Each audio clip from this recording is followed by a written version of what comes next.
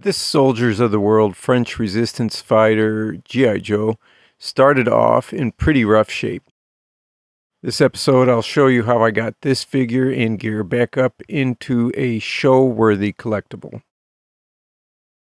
I think the biggest section of this figure in need of major restoration is the head sculpt. Lots of paint loss to the head and face, very dirty, worn. He's seen a lot of play action, but also suffering from stress cracks in the plastic. There's a rivet in the ankle section that's super crooked, and I'll work on correcting this as well. I'm Tim from Toy Tinker Tim, and I'm going to show you the steps I took to get this figure restored.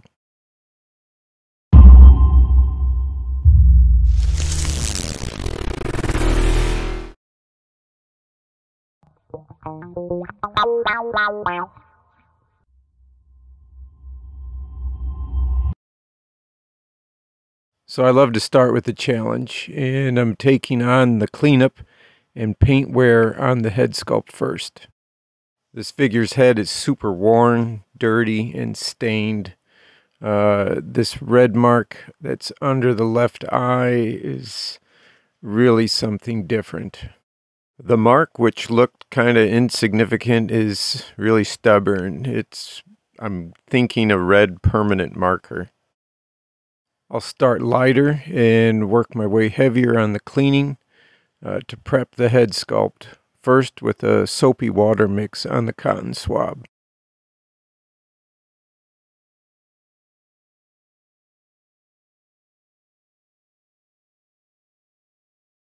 And for this, I'm starting with 7% isopropyl alcohol on a cotton swab to try to address some of the dirt and the red mark under the eye.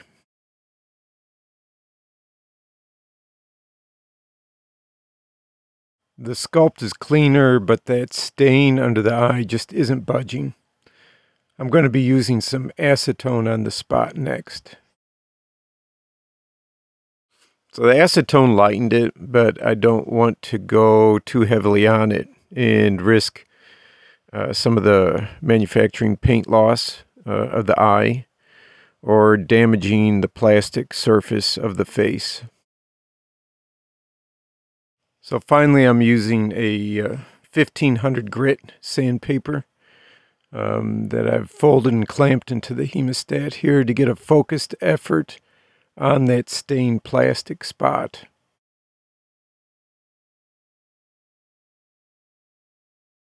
So I can focus the abrasiveness to the red stain here this way, and also work on some of the surface nicks on the cheekbone area of the face.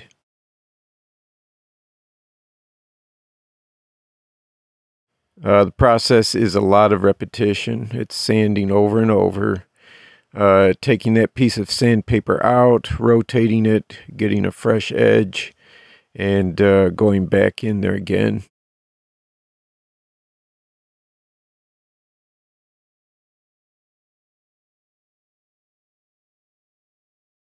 So after sanding, I give the face a good final wash down of isopropyl alcohol to remove any remaining residue from the sanding, freshen the surfaces, get it so it's all ready here and prepped and ready for the painting on the next step. And the red mark has come down significantly. There's so much paint loss of the hair on the sculpt. I'm using this other vintage G.I. Joe figure head as my color match model for this head. Now, I can't say for sure, but I'm pretty sure they just would have used the same paint colors for these Soldiers of the World hair color scheme as well, just more of stock paint colors. With that in mind, I'm going to go back to the colors I mixed when I did a restoration and restring of G.I. Joe figure. There's a link here for that episode.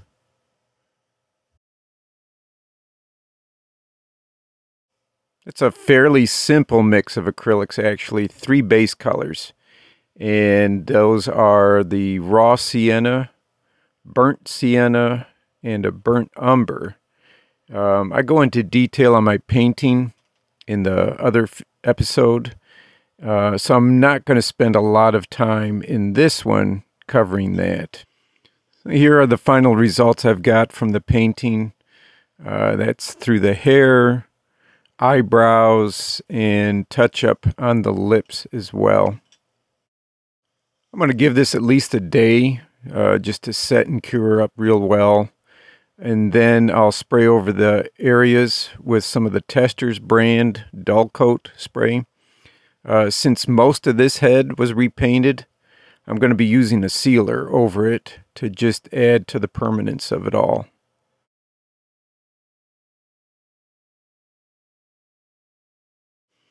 The elastic on this figure is very tight, so there's no restring necessary. The elastic does look like dirty, but it's very solid, very strong.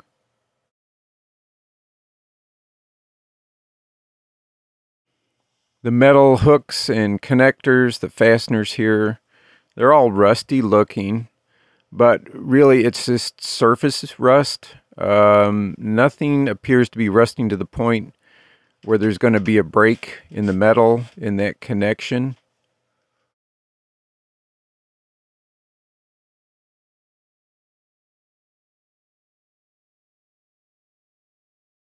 So instead of going into very invasive disassembling on this, I'll just be using the forceps here and lift and hold out the elastic sections, sanding and treating rusty areas where I can that are accessible just to get that surface rust off, and then probably brushing on some 3-in-1 oil just on a Q-tip, on a cotton swab, onto those areas that I do work over just to treat those and help with the rust prevention.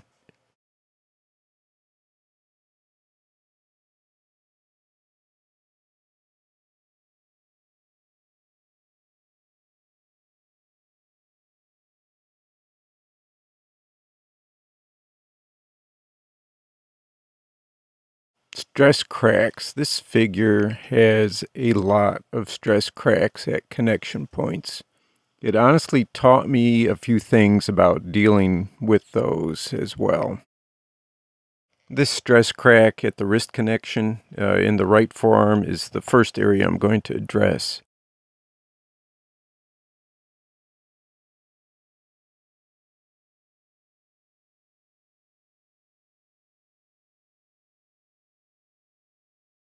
I cleaned the area very thoroughly with isopropyl alcohol. I wanted to make sure the surface and the split area in the plastic were clean of any soiling or oily residue, so I could get the best conditions for a bond with adhesive. The process of trying to slow down these stress cracks is about all that can be done at this point. These stress cracked individual body sections, you can also pick those up off of eBay. People who have parted out, disassembled action figure pieces for the G.I. Joe. So you can kind of Frankenstein together a figure from various pieces. My goal here is I'm just looking to maintain the figure here that I'm working with.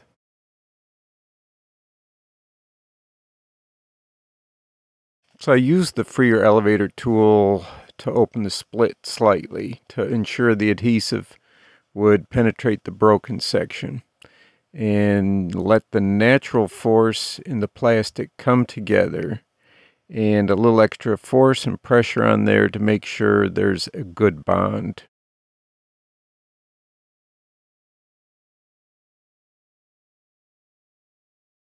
Because this particular figure's uniform covers a majority of the body, the stress cracks won't even be seen, but it's the stability here that I'm hoping to achieve.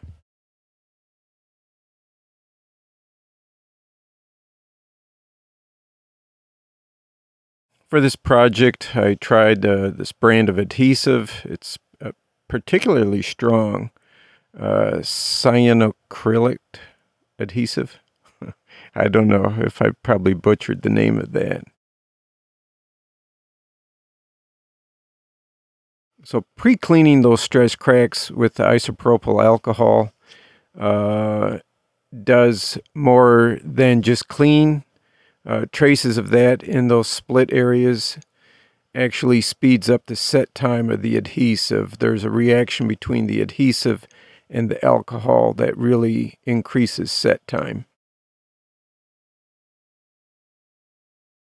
So here's a couple of lessons here on this. One, the adhesive works. If you have a break in this type of plastic, you can mend it with this.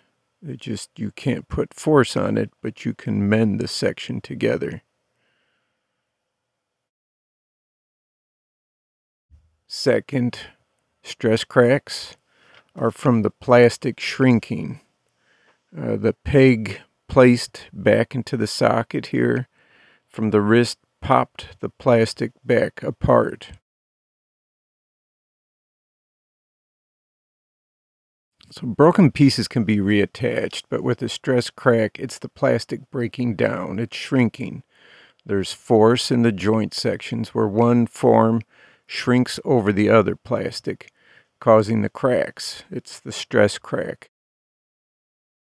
So instead, I'm using the glue as a crack filler type material in these stress cracks, using that narrow tip to inject the adhesive into it to help mitigate the splitting, hopefully preventing the crack from fissuring and forming sections, breaking entirely into two separate pieces over time. The calf section of the leg has a crack, and with the shrinkage, it's almost at the point of imploding. The pegs to the knee joint and ankle joint of the foot led to the particular splitting here. So, like the forearm, I'm going to attempt to pry the hollow space inside the calf open, causing it to kind of realign, and then at that point putting in the adhesive. Here's a view of that calf area after the gluing process. I was able to bring the segmented areas together closer to the surface.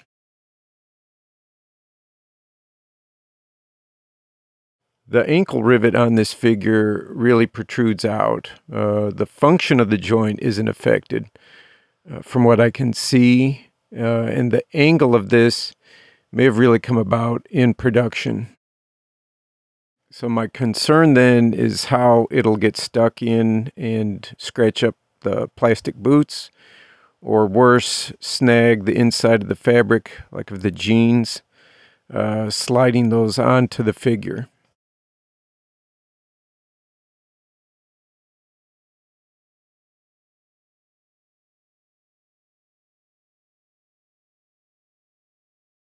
I'm starting with the spring-loaded center punch and trying to dislodge the flared end of the rivet. The crooked nature of the rivet is blocking a straight removal, so I'm going to use a punch to drive the head of the rivet away from the reverse surface. There seems to be such an angular bend in this rivet that the punch isn't getting the rivet to budge at all. So I'm using the twist drill to grind out the flared end and then continue to press out the rivet, and then using the forceps here to get a good grip on the surface of that rivet, the head of it, and just pulling it out the rest of the way.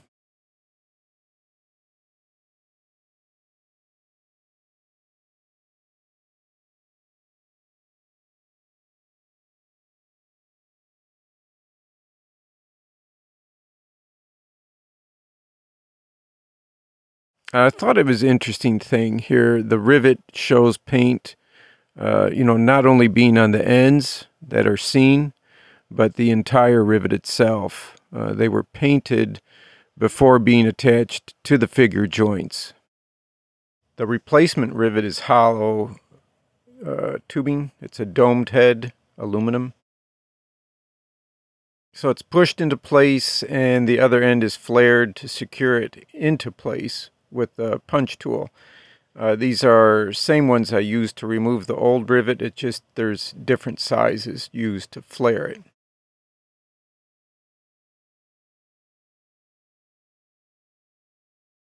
Here's something not really addressed and maybe not too common of an issue either, but pilling on a sweater.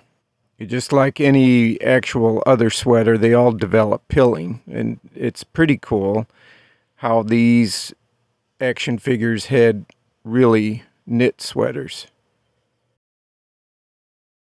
So this is over 50 years old. The rarity of these sweaters obviously continues to grow. So getting this one into a nice displayability and resembling its original detail is my goal.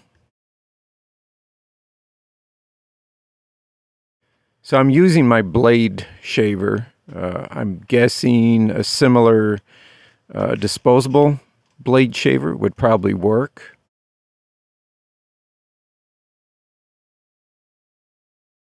So I'm pulling the fabric taut and then pulling the shaver across the knit fabric. That's in line with the knit weave, following that pattern in the material.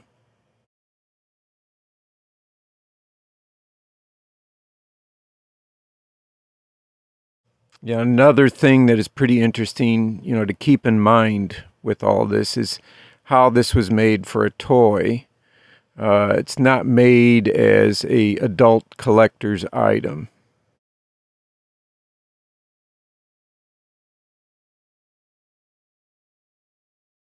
And so far so good. It just keeps repeating this process, turning the sweater, continuing to work it with the straight edge shaver along with that knit weave in the sweater.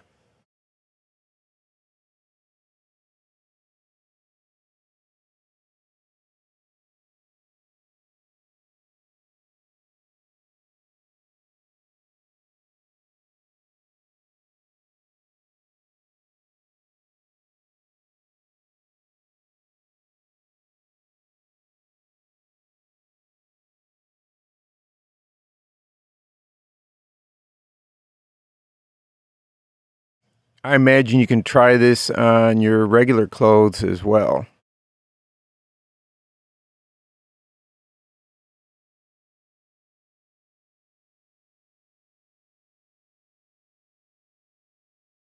So here we go. I think this has gotten it cleaned up good enough. The pilling is very minimal now, and you can really see and appreciate the detail that was put into this vintage sweater for an action figure. Fixing up, restoring this figure and the outfit took some time and effort, but they're investments, into the long-term value of the figure as a collectible and just maintaining a high displayability of it. Be sure to subscribe to the channel here and turn on your notifications for future episodes, and check out some of my other G.I. Joe episodes while you're here. And thanks for watching. Toy Tinker Tim.